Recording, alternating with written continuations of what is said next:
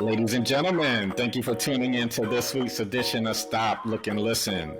I'm your host, LeTroy Gardner. This week, we have the communications coach himself for parents or preteens. Wow, that sounds like a load to deal with. Yeah, we got our Bahamian brother. See, he's rocking the afro today. Got the blowout comb look. We got Marcus Higgs. Welcome to the show, Marcus. Troy, it's good to be here. It's good to be here, man. It's a All bit right. hot. I was telling you I exercised right before the podcast, but it's all good. Yeah. Oh yeah. You said you have to get out there and burn off that conch you've been eating in the Bahamas, right? Celebrating Independence Day was yesterday. Oh It's good yeah. to be here. Yeah. I need to do the same thing. I'm down here in Miami. It's been raining a little bit, but after you know how it is in Miami, it'll rain. It'll rain for 30 minutes, and then the sun will be out, and you wouldn't even notice a drop on the ground. So I might have to do that a little bit later myself. Get it, man. Get it. Get it. But yeah, let's get into your background. Just talk about your multicultural upbringing.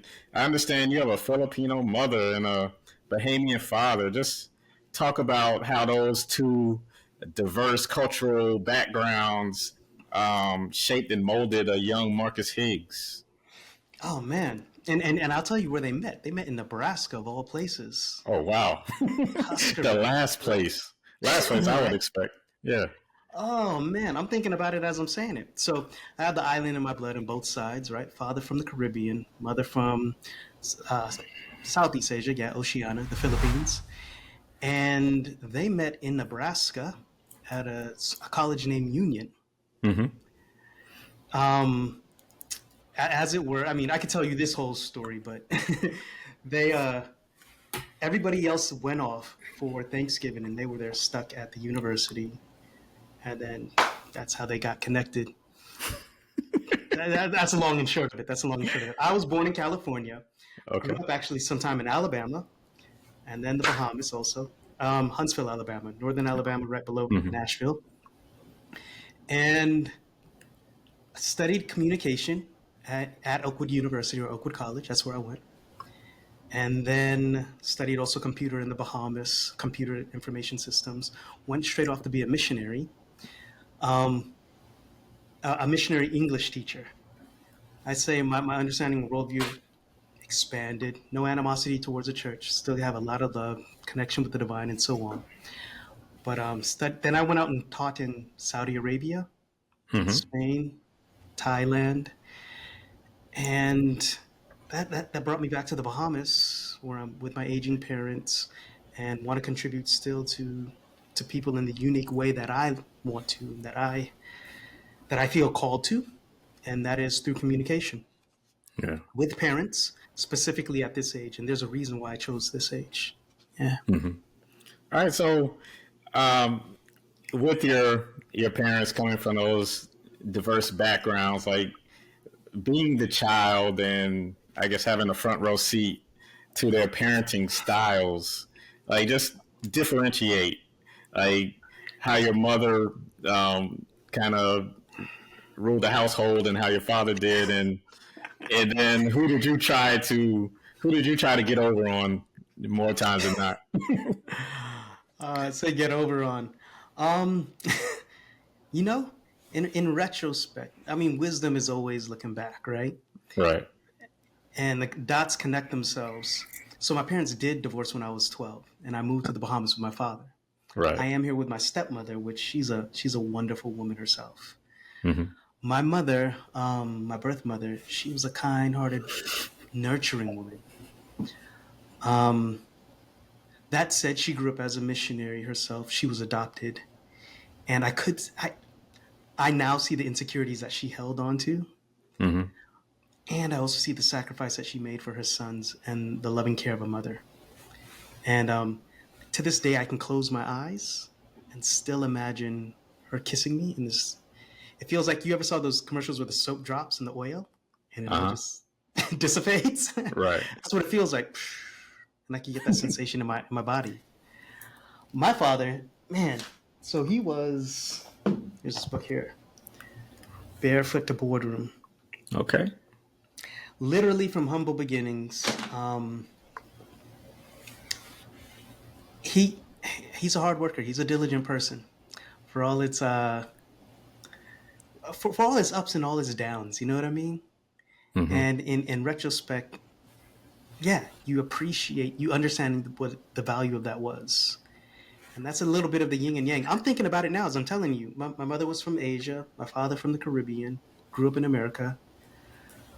There's a mix of all of that in there. And I take a lot of these cultures, literally these cultures of people doing things, of just different perspectives of the world. Mm-hmm. Having served in Asia, Europe, and the Middle East, and in different countries around the world. I'm sorry, I feel like I'm rambling, but to your question, you said, how has it affected my upbringing, my point of view? Yeah. Yeah, go ahead. You good? Yeah, I'm good. I'm good. No, I feel it. You know what I can do well? I can observe and make space for people and their expressions. Mm-hmm. And I can hold space for me and my expression. I met a lot of other people who are third culture kids. That's what it's called. It either makes or break them. Like they don't know who they are. Right. But I know who I am. That's the beauty of it. Mm-hmm. And when I meet other people, in my woo-woo way of thinking, I believe they are me experiencing life from a different perspective. And I make space for them to express themselves because I'm secure. You know what I mean? Mm-hmm. Was that always the case, or like when did you figure out who Marcus Higgs is? Your identity. When I was 16, I wrote a poem. It's called "I Am." Mm-hmm. I've been introspective since a young age, and I guess while I say at a young age I realized who I was, there's always a breaking of the shell and a new emergence of a new character. So I'm doing that right now as I'm conversing with you. You know what I mean? I did Yeah. that yesterday. I did that when I was 16. So I think it satisfied your question, but Nah, I mean, I love it. I love the fact that, even in the moment, like you're identifying a just your experience, as a kid growing up, and how those two different worlds influence who you are today. I think that's powerful. That even in this moment here, it's like, you know what, I never thought about it from this perspective, but yeah, it's actually true. You know. yeah. The beautiful thing about it is, like, yeah, everybody lives their experience, but there is one common through line through all of humanity, Mm-hmm. and that is we're dependent. This is the work that I do and why I work with parents of preteens. But we're dependent. We move into independence, and then our final form is interdependence. So I can take care of me, yet I also serve the community, and that's what matters. Yeah, Okay. our I interdependence. All right, so before I even get into why you chose to work with parents of preteens, you Yeah. mentioned early on in your little background snapshot about you settling in the Bahamas to do this work. Why did you decide to return to Bahamas? My mother suffered 3 strokes, so she's in bed. Mm-hmm. My father had a bout with his health. To be a young person around the house, um, the rent here is paid, so that's overhead, not to Yeah. pay for it. But then also to be with family, like dead serious. Here in the Bahamas, there's community. Like this is where I grew up. There's community outside of the family of faith, but there's also family. Like my family runs deep here, so there's support. So I'm here to support them. They're here to support me, and this is a nice place to do the work from. America's buzzing with a lot of tension too, but Yeah. Yeah. Trust me. I mean, if I don't like to get political, but if a certain outcome happens in November, like I'm already considering other countries myself. Mind you, I lived in Thailand for 7 years before this, so and I say I am going to retire there, but I mean because it's community. But yeah, Right. man, like America's hot. That's all right. That's all right. I love it. Uh I huh. love it. Yeah. All right. So now let's get into show up framework and why did you decide upon um, coaching parents of preteens as sort of that sweet spot for you? A so I was a teacher in the classroom, and I was looking at the mental health issue inside the developed world, and I was thinking about why is there so much anxiety? Why is there all this stress with the youth, particularly? In my exploration of it, I'll tell you like this: we are the stories we tell ourselves, Mm-hmm. and I found when you tell yourself empowering stories, so you understand your identity and who you are, you get to navigate the stressors of life easier. That this whole life is about managing stress. And there are three types of stress: stress of maintaining, stress that blindside you, and then the stress of expansion. And if you can tell an empowering story at a young age to instill someone's identity, they show up in the world better. So now I work with parents to communicate that message through their lived life and their experience. Mm-hmm. All right. So, I, oh, go ahead. well, no. Go on with the question because I have a real lived example for the community. But go on. Well, I was going to get into that because a lot of times, like as parents, like either there, it seems like it's either one of two directions. Either Mm-hmm. they remember what they put their parents through and they're tougher on their kids, or they remember what they put their parents through and they're like the cool parent, and they're just like, I did all of this and you're gonna go through it too, and you're gonna turn out fine, right? So then, what's your question?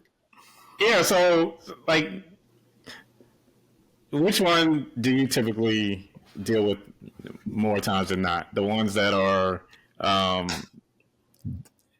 they forgot where they came from, or the ones that are, just a cool parent? I hear you say the ones that I deal with. I'll say this: I work with whoever comes to me because development, I think, is Mm-hmm. the same way in that it needs to be expressed from the inside out. Right. So making space for that kid to express themselves, and you support them in their expression. And I could come back. There are a lot of I'm doing the high level right now, right? Uh huh. And I respect your wisdom that you're bringing to raise your kid. Like I align with people's wants and desires, and if you want to nurture your kid's potential, the best way I feel to do that from the science and studying is through the name is called autonomy supportive parenting. But that is, Okay. I'm making space for you to express yourself, and I support you in that as it's contributing to your well-being and contributing to the community's well-being. And Mm-hmm. I'm doing it from a place of identity, of saying this is who you are. So I need you to express yourself, and you're gonna go through bumps and bruises, and but that's how we grow. You're Yeah. gonna be stressed, and that's how we grow. Mm-hmm. All right. Cool. All right. So, walk us through the show up framework. I mean, just talk about the components and explain how Sure. parents can practically apply these principles in their daily interactions with their preteens. Sure, man. I'm just smiling because I'm sweating over here like crazy. That's all right. You need a glass of water. We all get them right here. I stay hydrated. Mm. Okay. As the show up framework is it's to meet the challenges that happen during our preteen years. So in preteen years, there's a transition from dependent to independence, and it's a new role. And in this transition, there's a lot of expectations or stressors on the kids, right? Mm-hmm. This is the first identity breaking that the kid is going through, major identity breaking. And if we meet their needs during this time, we can tell them how to tell themselves empowering stories. So, three things that they experience. I call it a wall of ice. Identity breaking, the collaborative mistrust, because now they're looking for new points of views and they don't know who to trust. They don't know who to work with. And then three is E is emotional management. Right now, biologically, they are going to experience high emotions and low emotions. And there's actually a reason for that, like a biological positive reason. It's so that they're more sensitive, so that they can experience the world more, right? And that's why music at this day and age, at this developmental stage, it hits harder. It feels good. And yeah, so they put up this wall of ice to distance themselves from somebody who's trying to tell them a story. And they're like, no, I'm trying to experience some other stories at the moment. And that creates tension. What I do with the parents is it's called the show up framework. And starts with a strong identity. I'm actually going to give evidence and examples of an empowering identity within you to help you show up in the world. Now, I work with the parents directly. I don't work with the kids anymore, but this is how I used to do it in classroom. I'm speaking to your virtues and values. And virtues and values just means there's actually a deeper explanation for it. Virtues means working for the well-being of others or working for the well-being of yourself. Values is what's important to you. After that, it's H, hold space for collaborative thinking and critical thinking. That H is when kids are experiencing problems, oftentimes they think, what's wrong with me?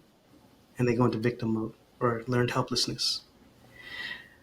The parent says, hey, nothing's wrong with you. This is the problem, and I'm here to solve it with you collaboratively. And then we invite them into the conversation. And then there's actually a framework for that also. SHO is opening up communication. The quality of our communication is directly related to the quality of our life. This is teaching them how to tell themselves empowering talks, speak to themselves in an empowering way. Because the voice with which you speak to a kid is a voice with which they eventually speak with themselves. All right? And then W is wonder and explore the world together. That means doing hard things over an extended period of time. It comes from Carol Dweck's book, Grit. It's learning how to commit to something hard from your identity. Again, your virtues and values. That's the framework. And then UP is unveil their potential. It means celebrate, like applauding them for putting in the hard work. Yeah. Okay. So when you start to show up again and again and again, you're teaching your kid how to form an identity, whereas they can show up for the other stressors of life. Okay. How can parents help their preteens develop all of that? Especially during those formative years. The thing is, the main thing is trust, and you can only control what you can control. And what I mean by that is, you can't force it on your kid. You have to live it as an example, and control for yourself to show up for yourself. Put your oxygen mask on first, if you will. And then you give your kid evidence and examples as they start modeling it, as they start doing it.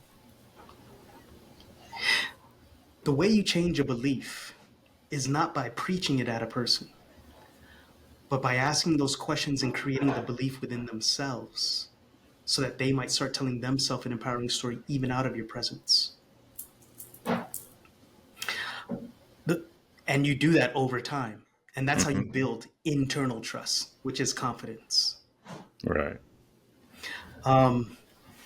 This might be very relevant for when this podcast is coming out, but Kendrick Lamar's They're Not Like Us. The whole reason Kenny could be quiet that whole time while another person is popping off as this big star is because he knows who he is.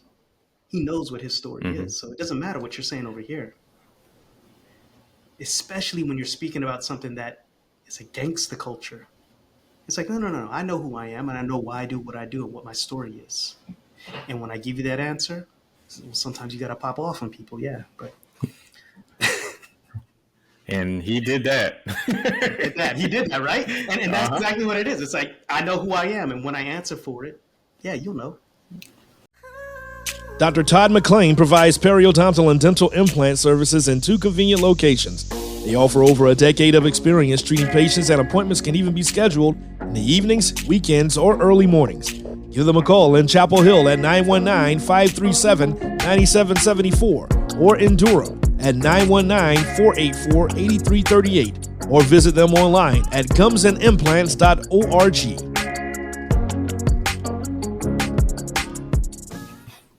Yeah. And I think, like, especially with preteens, they're in that position in life where they're so easily influenced. And, I can remember myself being 11, 12 years old, and, some of the kids are already like smoking cigarettes or, engaging in sexual activity or, getting in trouble, like stealing and things of that nature, staying out late, way past their curfew. Yeah. And I think that's where parents they need your help, is because they feel like the outside influences are difficult to defeat. Yeah, yeah. Here's the thing, man. There's this book called The Anxious Generation. This particular generation, after 2012, they've been forming their identity online. Mm-hmm. And what I mean by that is it's in the likes and the challenges and it's on the screens. Remember, we are the stories we tell ourselves. Right. The question, though, is when the screens turn off, where am I? And so then I'm looking for that inside, depending on the culture, depending on the people, depending on just your social circles. Again, you're looking for that in the community of the people you hang out with. The person who has the strongest influence from the beginning is the parent, yeah, but we're not meant to parent individually. We parent in pods. We parent in community. Mm-hmm. So it's the environment, surrounding yourself in that environment, or creating that if the immediate environment's not around you. It's how do you create that environment from the outside, and how do you create that context inside? Right. Because there are a lot of kids, when that smoking comes up or when that, hey, let's go do this, let's go do that, that's not me. Not that it's that easy, but I mean, that's where the temptation is. And if you do it, we teach them how to bounce back from that. But then you have to teach them, who are you? Is this the type of person you want to be? Right. Now, kind of tying back to you, you, I was going to say, and that comes back to J. Cole, but go on. Okay. Yeah, I was gonna say that, tying back to you said you moved back home so you could be close to family again and the community. I feel like we've lost sense of that when it comes to the community raising our youth, and how social media and those outside influences have, I think, eroded that community aspect. Like, what do we need to do to get back to having the community more involved? Be intentional about creating community. Again, I mean, I know I'm coming with a whole bunch of hip hop references, but one, know your audience, but two, it's relevant. Yeah. That's what Nipsey did. That's Mm-hmm. why people who are culture vultures, it's like, no, we don't want peace. Like, we don't want to deal with that. Right. But create wholesome community, and then uplift those people who promote that community. And when I say community, there are going to be elements of the collective, of the community, that rub you the wrong way. It's Right. how do you hold people in their dignity by saying, I see what you're doing and I know who I am. How do you hold people in their dignity while still checking them? That's the word I'm going to use. Yeah. It's just like, hey, if we're in this together, let's contribute to this together. You said, how do we do that? Mm-hmm. By being it. We become by being. You be it where you are. You only control what you are. You influence other things, but Mm-hmm. you control what you are. Right. Love it. You also spoke on collaboration with it being like, the cornerstone of your framework. How can parents create that environment that fosters collaboration, not only between the parents themselves, but the parents and the kids? Because, I mean, all three parties work together. Yeah. It's not like you said, the parents are preaching, but they have to listen and gain an understanding from the kid. I like to ask this question during the show, like, to some of my guests, is like, how does your child inspire you? So it's kind of like, um, some parents don't recognize that, yes, you're learning from your child as well. So just speak on that, the importance of collaboration. Yeah, yeah. Well, so let me preface it with this is not by any means um, without effort. Hmm. Like parenting is effortful. I don't want to make it feel like I'm just saying this stuff and it just happens. Right. And I don't say it's easy or difficult. I say it's with effort because easy or difficult comes with the attitude. It's just basically it. Um, Collaboration, you have to be in alignment with people's desires. One thing that a kid wants eventually is they want to know themselves. They want to understand themselves. They want to make sense of the world. They want to be secure. They want to be safe, and they want to be seen, and they want to be soothed. They want to know that I'm developing well and I'm going to be okay in this world. What we're doing is we're having them being independent while understanding they're safe, seen, soothed, and secure. Hmm. You figure out what the kid desires or what the kid wants, how they want to express themselves, and you align with it in as much as it aligns with your own values. And if it doesn't align with your values, again, let the kid hold dignity, but say, I don't support that. And again, that's where that friction comes in. And when I say friction, nothing is wrong with conflict. It's how do we manage that conflict that defines a relationship. It might sound nuanced, but it's in that rubbing, it's in that nuance that we actually understand who I am, who you are, and who we are. Hmm. So in collaboration, it's like, what do you want? If it's in alignment with what I want, let's go get it. And if it's not, let's sit down and talk about it. But there's the thing, with a parent and a kid, ideally what you want is well-being for both of us. We both want to be well. That's it at a high level. Every situation is different. So if I'm working with a parent, I can help walk them through the thoughts of it and ideas of it, and then I trust them and their wisdom to make a decision. Right.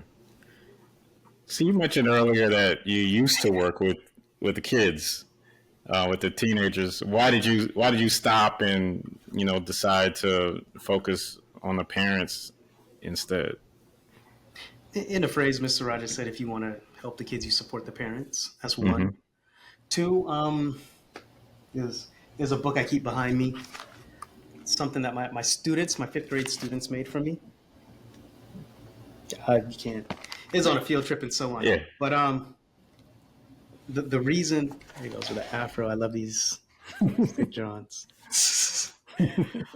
um, to help more people actually, to amplify it, and I could be location independent, be with my parents here.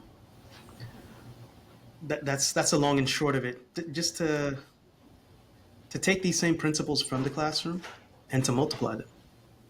Yeah. Yeah. Okay. All right. Let's get into like. Oh, go ahead, Marcus. Oh no. I was gonna say this. Another reason is in the model that I was in of traditional education. I think the model is going to change. We need public education, but I think the model of education is going to change with the advent of AI and technology. And I want to be there on the front line with the parents. And that's why I support micro schools and people learning how they want to learn. I respect Yeah. the wisdom of people. Yeah. Okay. How do you feel about that shift? The shift of education. Yeah, and in the infiltration of AI. You say infiltration. I think technology is the innovation of the current age that speeds up consciousness, knowledge. Hmm. People may have said the same thing about electricity. People may have said the same thing about the internet. Um, it's going to be a new tool that's not going anywhere. So how do we harness it for our improvement and for our betterment? Hmm. I feel very hopeful about the future. Okay. Yeah. All right. So, yeah, you've coined the term identity discovery moment. Um, Hey, how can parents recognize these moments and use them to help their preteens build resilience? boom. You seem like a man who has some years behind him, so you have some wisdom, right? A little bit. I Hello. mean, how old do you think I am? I think you old enough, old enough to have your beliefs shaken once or twice. Right. Yeah. I mean, I'm 43. Hey, there we go. Yeah. Yeah. Oh man, I remember one time the student was like, they asked me my age, and I told them I was born in '82, right? Right. And then I told them, I said, y'all, black don't crack. I was in Thailand. Hmm. And then Sydney, she raised her hand. She said, "An Asian don't raisin, Mr. Marcus." She's Now, a Thai girl. I still get a lot of times when they check my ID when I'm getting alcohol or whatever, they do a double take, and then Yeah, they stare and they're like, "What? You look like you're 25 or you don't something have like any that." gray on you, man. Well, I ain't gonna I ask have all the some business. strands down here, but I try to pluck them out. My wife said, "Nah, keep them in. It's you know, You let gotta that own salt them. and pepper happen." Yeah. So some dignity, man. Anyhow, Oh the yeah. reason I mentioned that is because um, we come into those identity. It's after that breaking that we realize something new about ourselves. Hmm. And if you capitalize on that moment, you can change the narrative around what breaking means. Right. And sometimes we have those kids come into it in their understanding, and you lean into that. You make space for them to come into that knowledge and that wisdom so that they can own it, as opposed to you pushing it on them. Like you make space for people to have their epiphanies after going through hardships, so that they can make it part of their story and they can integrate it into their lives. Hmm. Yeah. Okay. All right. So I mean, touch on emotional tuning in Emotion. U time. Yeah, yeah. These are all words that I've coined, right? So when you Yeah. come into the system, you understand what it is. What you time is actually dedicated time that you've made a ritual around Uh for huh. your kid, with your kid, and it's time that they know that they'll have your full attention. And it's not long. Could be 5 minutes, could be 10 minutes, but we know when it's on the calendar. It's I'm here committed with you. Could be a walk around the block once a week. Could be a little ritual after the football game. We go to the same cafe and I sit down and talk with you for 10 minutes or something, right? Now that's what you time is. Emotional tuning is, it's like what Dan Siegel is, this awesome author talking about child development. It's recognizing the emotions that your child is going through so that they can feel seen, Right. right? And the thing is, we can't assume what they're going through and try to put the story on them. But we make space in conversations by saying, hey, this is what I'm noticing, this is what I'm feeling. I could be wrong. And lead with that, I could be wrong. Because you could be. You never know what a person's experiencing until you put it out there. But as you're making space for them to express their emotions, you then can literally tune that. You can vibe with that. In a sense, it is empathy. Empathy is that first step before expressing kindness, that is to meet them in their needs. Hmm. And when I say meet them in their needs, sometimes you're not supposed to meet all their needs. But you can recognize their needs and then make space for them to make a request if they need you or not. But they know that they're seen, and when they're seen in their emotions, they feel validated, and they know that they can then see their own emotions. And that's the whole point of emotional tuning. You're letting them tune up their emotions to be familiar with it. Mm-hmm. Yeah. Yeah. So another one of your. Well, let me ask you, what are your thoughts on emotional tuning or that idea or concept? I think that I mean, even I don't have any kids, but I think even in you got emotions.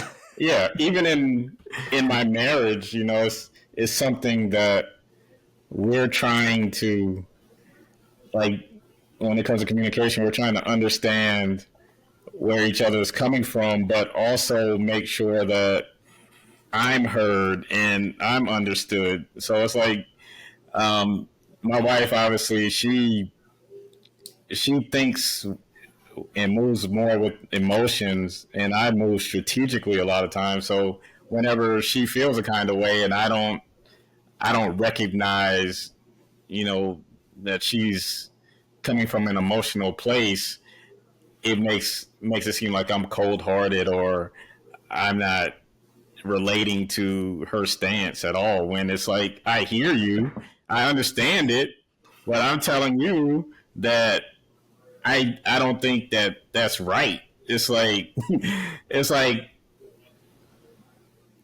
I feel like in a lot of our arguments, one person's perspective is more black and white, and the other person, a lot of times is like, it's not black and white. It's broader than that. And when you're butting heads, it's hard to in that moment to, you know, find a common ground. So two things I mentioned. Beautiful, Troy. One is the principles I teach is just about relationships. Mm-hmm. So any type of relationship, they can use these same principles to show up. Yeah. The second thing is what you're talking about. There's this author called Charles Duhigg in his book Super Communicators. You got to look at the purpose of the communication, and there are three purposes. Sometimes people are just trying to relay information. That's very logical. Oftentimes they're trying to express their emotions because they want a connection of feelings. And it doesn't matter what you say. They just want to know, oh yeah, I feel connected with you. Right. And then the third is that they're making chit chat or conversation just to pass the time for social connection. Mm-hmm. And when you can tune or realize what the other person is communicating for, you know the expectations that's of you. And like you can take that beat or that moment and say, oh, this is what this person's looking for. Okay, I'll meet them in that. And then you know that it doesn't have to be black or white, or, you know, like it helps solve the miscommunication or the misunderstanding. Yeah. Yeah. Yeah, we're still learning. I think I'm getting better. I'm making strides. Hey, we all live in the biggest room, man. The room for improvement. Yep. That's good. All right, so what? See progress. Go on. Yeah. So I mean, so just tell us where we can find you and your services. You know, the Show Up framework. Like, where can we? If I happen to have a preteen at the moment, and you know, there's a lot of disobedience, or we're just disconnected, you know, how can we get in touch with you? What kind of services do you provide? The whole nine. Sure. Give us that spiel.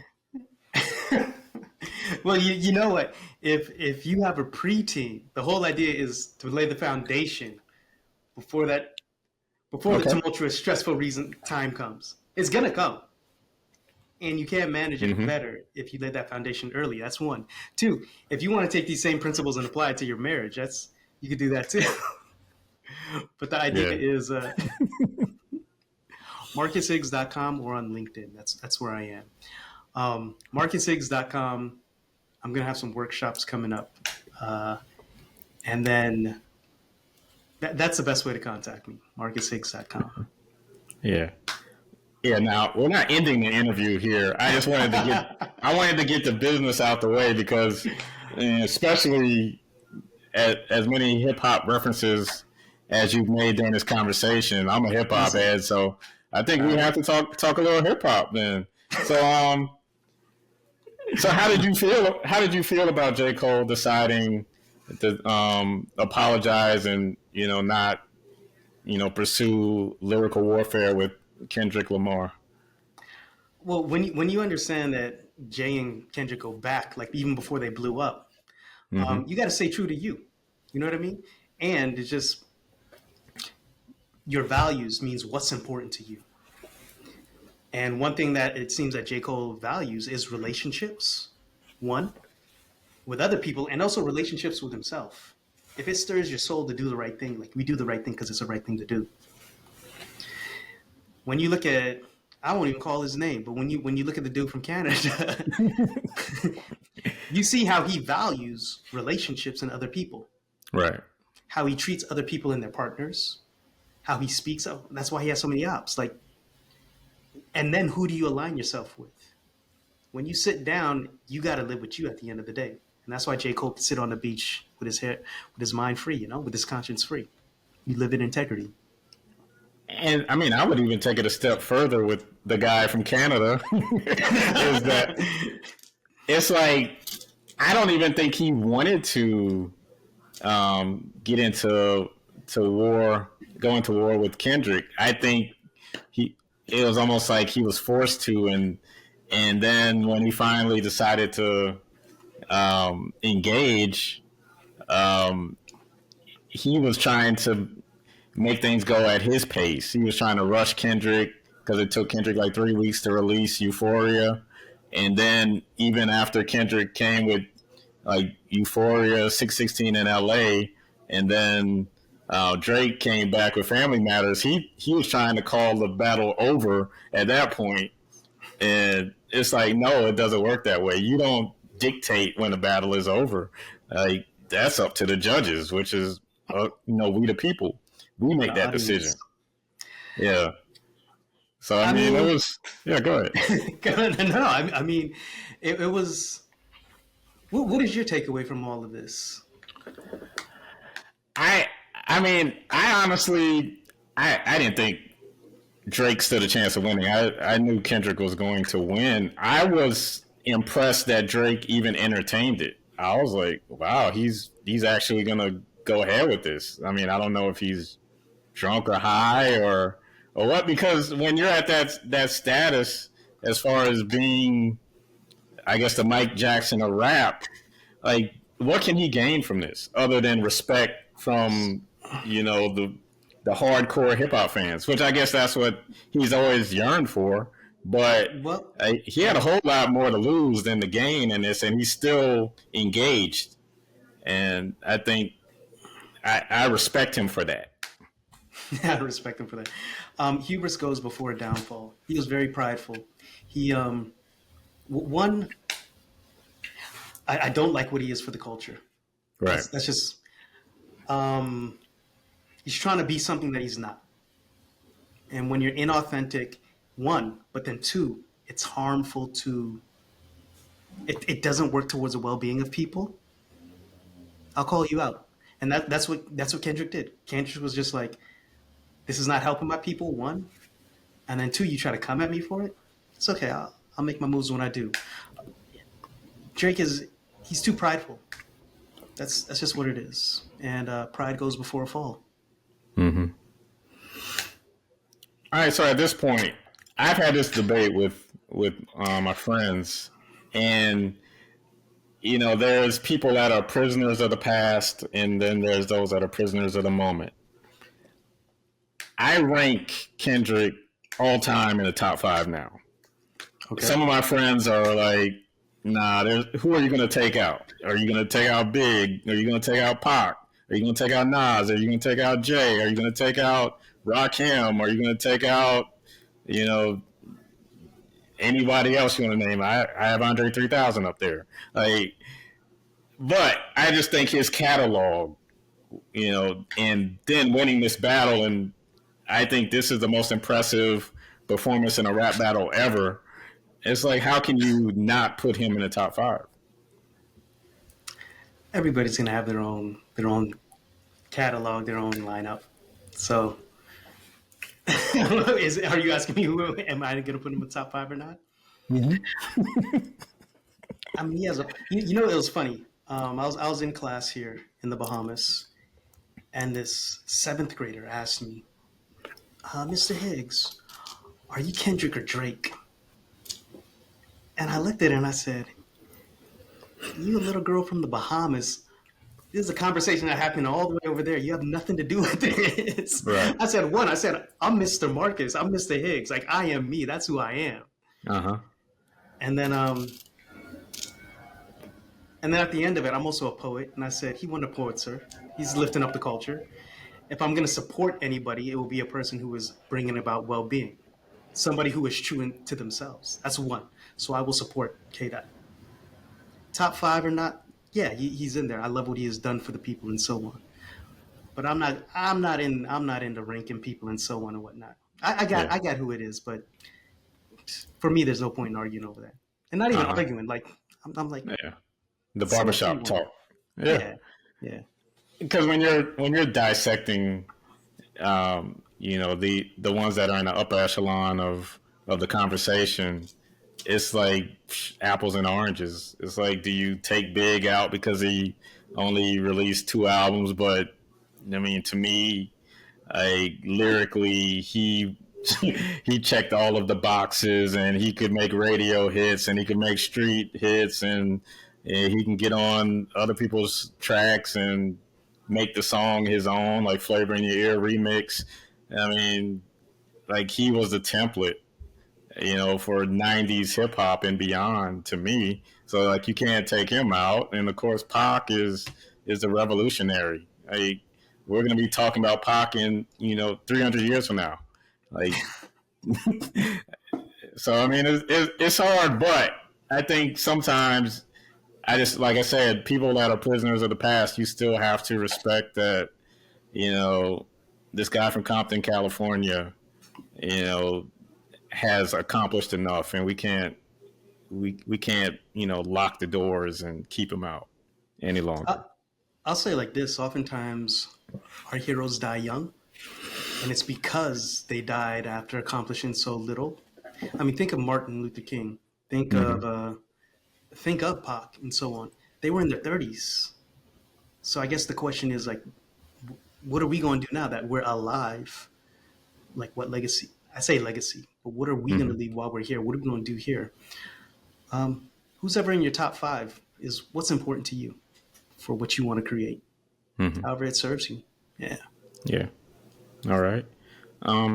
So speaking of legacy, what's your legacy? Like, what imprint do you want to leave on society as a whole? Yeah, for real, for real. So there's origin, mission, and vision. You heard my origin story in the beginning. My mission right now is to help parents with the stories they tell their kids. My vision is, like I told you, technology is going to drive down the price of learning. The way you change a person's belief is by telling them relevant stories to the dopeness that's already with them from a very influential source. I see using an app with AI to tell kids stories about themselves, of how they overcame, so that they can remember it as they grow through life. And it's told from the parents and in the family, so that when they're grown, they can have something to look back on and be like, oh yeah, that is my identity. That is my character. I'm doing my mission right now to create enough capital to build that application out. So I can have global impact. That's my vision. And the thing is, you don't have to know my name or not. Like, I don't need legacy for me. I know who I am. I know what I need to execute. And that's what I plan to do, so that I could look at me and be like, Marcus, you're dope. Yeah. Yeah. All right. All right. So early in the interview, I asked, when did you, discover your identity? Now I want to ask you, what do you see when you look in the mirror? Man, I see awesomeness. Yeah. I see my story that nobody else has seen, the past and the future of it, and I try to act now. I see love, I see compassion. Whereas some people might think that's cheesy. It's just like that's what fuels me. Um, I do see my Filipino side. I do see my Caribbean side. I see my Black American side. I see the influence of the world on me, and I see me pushing back against the world. And in Hmm. that tension, there's beauty. I see beauty. Right. Um, I see all of that. Yeah. Thank you for asking. Yeah, I see all of that. Okay. That was another one that it was in the moment. I'm just taking them as they come, man. Like, Yeah. I mean, I love it. It makes for the best conversation. It's not robotic and rehearsed. So, for sure, I for mean, sure. I feel you. yes, yeah, it's easy to play off of that. So, what's something about you that people will find most surprising? I, I don't know. I think when people hear that I was a missionary, sometimes they get surprised. But then also, the funny thing is, like, I don't lead. I don't. If you ask me, I say I don't wear the label of Christian. I do study scripture, and I do have a connection with the divine, sincere in conversations and so on. Hmm. But I'm a very non-judgmental person. At the BYOB, bring your own beliefs. Like I meet people where they are quite literally, with no judgment, because if I was in your situation, your context, I would have made all the same decisions you did. So when I meet you, I'm trying to learn from you what life is. Right. I don't know if that's surprising, but I think people are very surprised at how accepting I am of them. Hmm. I'll Yeah. speak with an unhoused person on the street. I'll speak with a street walker, and like there's no judgment in anything I do, and I'm trying to show you compassion. Yeah. Yeah. That's something I've been very intentional with is moving with grace Hey, because, and sometimes my wife will look at me like, you didn't have to do that. You're like, I surprise her a lot of times, but I mean, you just never know what the next person is going through, and just one little gesture, can uplift a person, literally. So yeah, I'm totally with you on that. yeah, see the dignity inside another person, even when one they don't see it in themselves, or two they don't see it in you. Like I know who I am, and I know who you are Hmm. too. You're dope. Right, right. You are too. I meant that in general, and I mean that to you, LeTroy. Like when All I meet right, people so on the street, I'm like, "You dope," but then you are yeah, dope, LeTroy. You are dope. All yeah. right, I got it. All right, Marcus, what's next for you? Hey man, I got to get on to a call after this. But next for me, showing up in public with this message, showing up authentically as myself, so that I can help parents help their kids show up.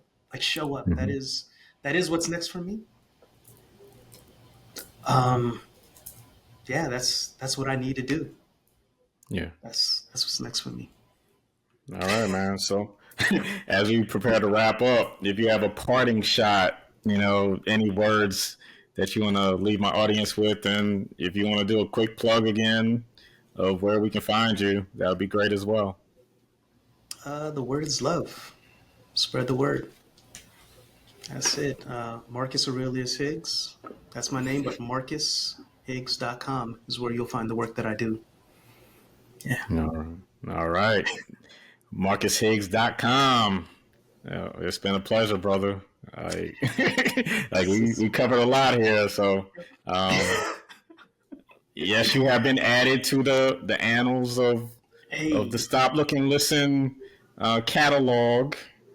we, And some person's gonna come behind me and be like, "Yeah, I saw that interview you did with Marcus." Just like I said, Felicia Rashad. We're gonna remember right. this moment. Yeah. Yeah. And that's what we want to happen. We want to, continue Yeah. to deliver messages that inspire, uplift, and transcend. And you're another one of those. So thank you again, brother. Keep doing the good work, and we'll have to chop it up again in the future. For sure, LeTroy. And for Stop, Look, and Listen, I'm your host, LeTroy Gardner. See you next week. Peace and blessings.